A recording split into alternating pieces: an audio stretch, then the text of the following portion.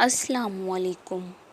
اللہ بس دیر اس لیے کر رہا ہے تاکہ تمہاری آواز کچھ دیر اور سن سکے، اس کی تک خیر انکار نہیں ہے۔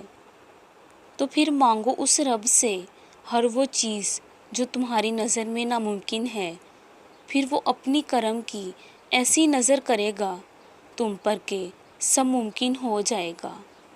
اگر کوئی چیز تقدیر میں نہیں بھی لکھی تو پھر بھی دعا ضرور کرنی چاہیے، کیونکہ تقدیر کے سامنے ہم بے بس ہیں۔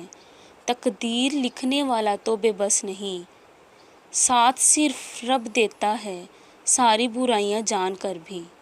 وَتِلْكَ الْقُرَىٰ أَهْلَكْنَاهُمْ لَمَّا ظَلَمُوا وَجَعَلْنَا لِمَهْلِكِهِمْ مَوْعِدًا۔